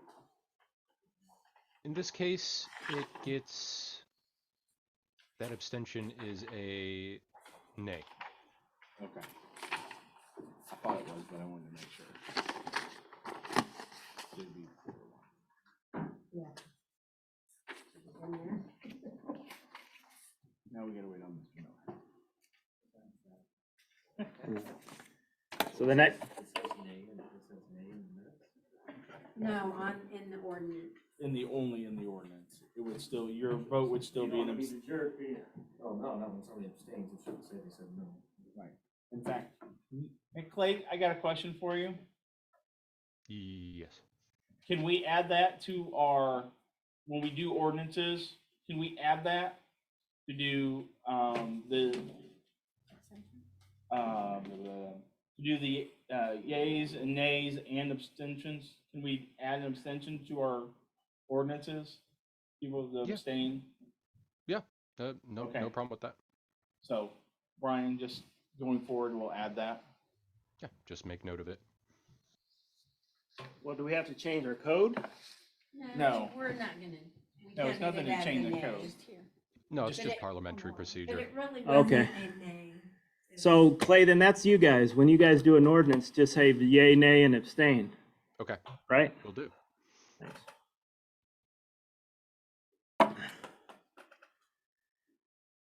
Waiting on Mr. Miller. Well, I'm sure we, So, are you issuing liquor licenses now? I she mean, are handles you the printing paperwork. that- Not issuing, sorry. She does the paperwork, I sign off on. Well, I still have to sign on it. Yeah, but both school. I sent her the document because since she's gonna be here, you know. I just wanted to clarify that. So the next ordinance will be ordinance 22-10-02. An ordinance amending chapter 135 of the Village of Hannah City Code of Ordinances to increase the number of gaming license. That's the application. Gambling license. It doesn't say how many currently have. It would be one less than the liquor.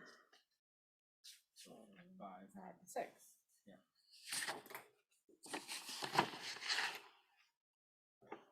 Do we need to have that stated in there, Clay? I didn't see any the number of gaming licenses. Yeah, it should be one less than our liquor, so that's what I'm saying. In our the ordinance before us doesn't state how much we're increasing it from or to. I couldn't find that material myself, and I didn't see a set cap, so Okay. it's not like the liquor licenses. Okay, so we don't have a set number, but you have to have liquor to get gaming. Okay. But we still have to approve it for our Yep. local. So.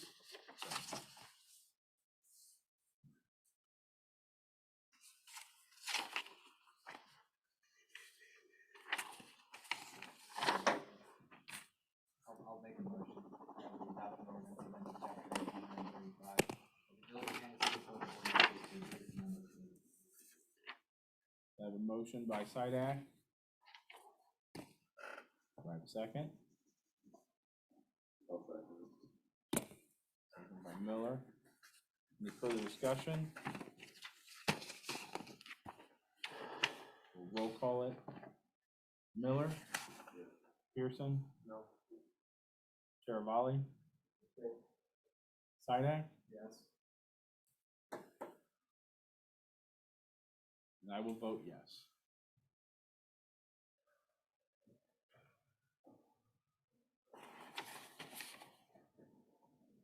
So motion carries. That will be a 3 to 1 to 1, really. 3 to 1 to 1.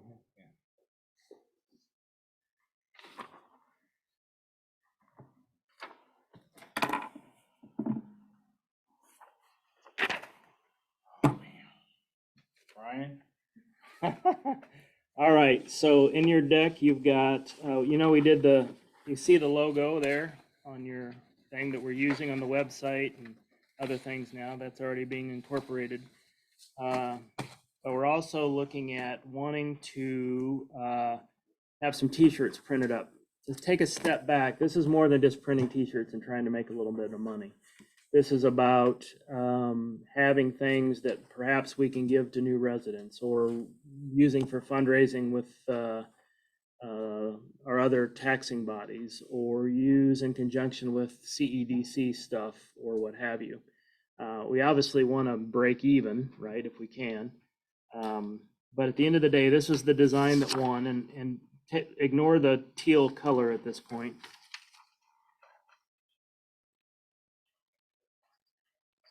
Yeah, I got it in here. So it's the gray t-shirts with the blue and white that we're looking at. And the favorite design was just having that Village of Hannah City and Hannah City logo on the front. The second was having the little Village of Hannah City on the front and then the big circular thing on the back. So what we're proposing is that we order 300 shirts gray, 150 that would have them on the front and back, 150 that would just be the front, so that we're taking care of both the people that voted. It's approximate cost. It's a little less than this. I think it's about $3,000 or $10 a shirt. The actual quote should be in your packets. We'd be selling them for $25 unless you think that's too much, but that we looked online, it kind of seems to make sense.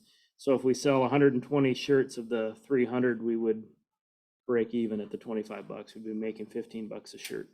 The other options that we have available to us is we could sell them to the park district or the fire department or whoever else for $12. We're still making them $2 a shirt, and then they could turn around and sell them themselves for $25 and make a little money.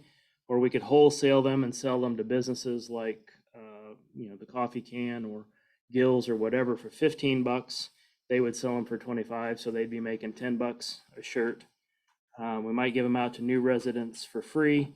But, to me, the key is that this is broader than just having shirts to sell. It's about trying to rebrand the village, tie it in with fundraising, tie it in with CEDC, create awareness, support Hannah City Days once we get that kicked up and rolling again next year with the park district and so forth.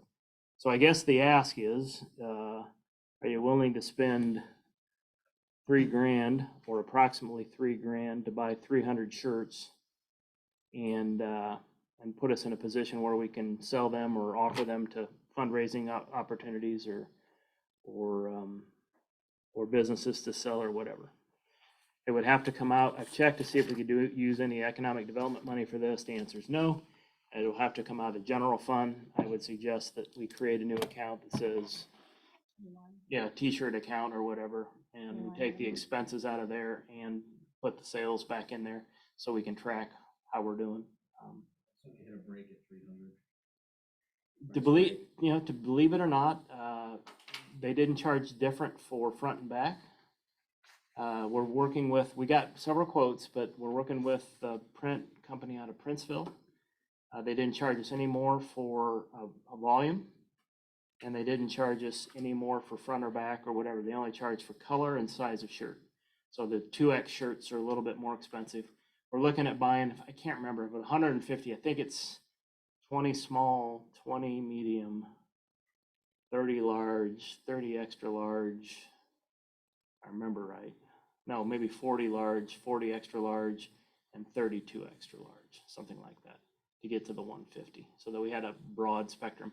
And the one thing we did talk about is if somebody wanted to do fundraising or a business wanted to buy it, we would sell them, they'd have to buy 5 shirts, one of each size, for whatever the price is per shirt.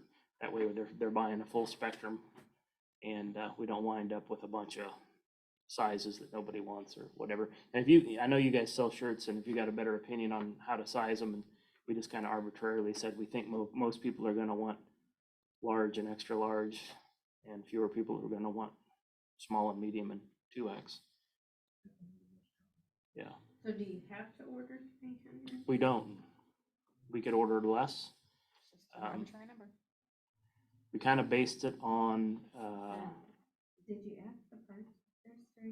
They sold T-shirts for their not this year, the last, I don't know how many they actually sold. Yeah, I've not had any conversations with them about it. I mean, that would be interesting to see. Yeah. How many they actually sold. Because I would hate to get stuck with 150 shirts. They give away a lot of them at that point. Yeah. Yeah. You can always go less and just order more. Any of the businesses showed any interest in selling Yeah, them? And Ron, prices down? the only person that Gully has showed some interest in selling some. If people could see them. Yeah, what we would do is we bought them, I'd go to each of the, initially probably what I would do is offer to sell them right here from Village Hall, sell as many of them as we can at the highest margin that we can to get as much money back as we can. And then eventually go out and offer them to businesses, and then ultimately offer them for fundraising. And then if we have left over, CEDC people have said they'll go to people's houses if you're a new resident, and when they come in to sign up for the water, say what size shirt you want, and then somebody's going to come out and welcome you to town and give you a free shirt. So, but I don't know that 300 is the right number. We were just estimating. Honestly, I think we based it upon if we sold half, we'd break even. But I guess that's true if you have fewer too. I don't know, maybe it gets smaller. Would there be a way to order a size as well? Because some of us 3 extra large tall guys can't wear what you're talking about. Yeah, we would certainly work to manage exceptions that way. I think they're willing to work with us on that. We've got to put, some staff people that feel that way. So we might be able to do something like that if people asked. But the reason we're working with this Princeville group is they've just been very, very flexible with us, and they really want to work with us and see it work. They'd like to see us do hats and, car stickers and, all kinds of stuff later too, but. Potentially, I know they're working on getting like the public works shirts that we do. They're wanting to change those out and put that logo on there. They also want to do hats with that logo on it. But we're not there. But to your point, each year we could either change the color of the shirt and keep the logo the same, or we could use the other logo next year and churn it over. We could do all kinds of different things to kind of give us 3 or 4 or 5 years run of different kinds of stuff. The other thing we've talked about doing is and this would be another thing for the shirts, and again, ultimately as part of the CEDC, you'd have to agree with this, but rebooting Hannah City Days, one of the discussions we've had is having Hannah City Days over a 2-week period of time. And we would highlight businesses over that 2-week period of time. So Gills would be highlighted certain times, Coffee Can would be highlighted, Refuel would be highlighted, and so forth. And we're trying to work it out. Ron's been helping us, but can we have like an electronic punch card? And the deal would be over those 2 weeks, if you visited every business. So you went to KP Wings, you went to Gills, you went to whichever, right? Say there's 5, 6, 7 of them, and you spent $10 or more, you'd get a punch on your card. And if you want to go to Refuel and you don't want to spend $10, you're not a drinker or whatever, then you donate $10 to the park district and you get a punch on your card, right? And then anybody gets all those punches on their card, the end of that event would be a Saturday, where if we get the new park together, they would have a day event where they've got bouncy houses for kids and bags for people and beer trucks and food trucks and, you know, whatever, all that kind of stuff that goes on that day. And then anybody that has a full punch card gets a free shirt, right? So we'd give away some of the t-shirts at that event. And then they'd have a drawing of a first, second, and third prize that you could win 1,000, 2,000, 5,000, whatever prizes. The top three would win, you know, and you have to be present to win and so forth. So we would drive some economic development by everybody visiting each of the businesses. You have to get the punch card, they get a free t-shirt. You know, they'd be spending somewhere between 50 and 70 bucks, but they're getting something back for that. They're getting a meal or something for that. They're not just giving it away. They're good to create some money for the park district. And then there'd have to be some sort of drawing, whatever, where somebody could win a chunk of money at the end of it. And at some big Hannah City. And so what we're trying to do is how do we do Hannah City Days in a way that doesn't require thousands of volunteers or a bunch of money, right? So that could be another use of the shirts. So. I was looking to the neck option. They have that issue a lot. Girls want the shirts, but they don't want to buy them because they're just not wearing it. So it's almost got to have, there almost has to be a female version to it. I understand what you're saying. So again, you're not going to hurt my feelings if you're not in a position where you feel like that's something we want to do yet.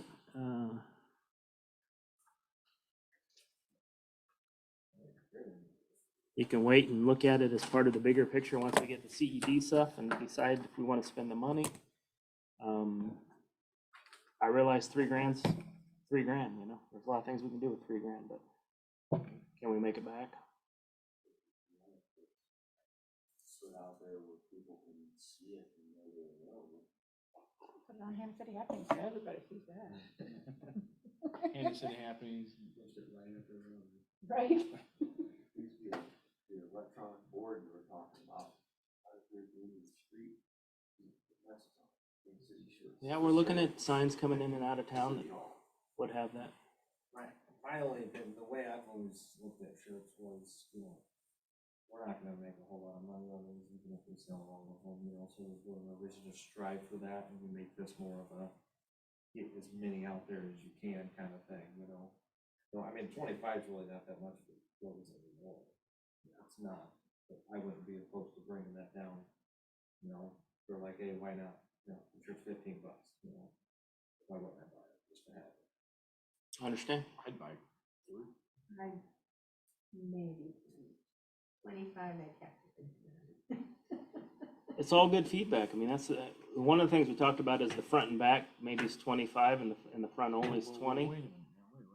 But then that gets complicated because people have to remember which is which and it's just easier to sell them all at the same price.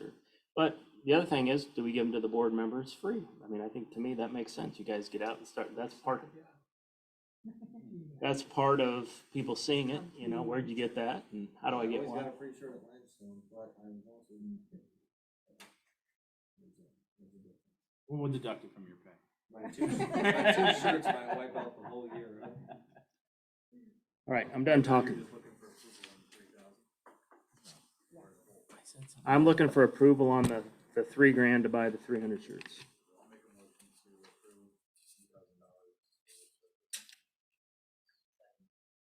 $2,000. Motion by Pearson, second by Sidak. Any further discussion? Make sure we order a big one for Mr. Gully. Well, I will tell you this, if 3 of them, 3 extra large tall. 150 Maybe by next month, only 2 extra large tall. There you go. those are 150 apiece. So hold on. So we got Figures. a motion by Pearson, second by Sidak. Any further discussion?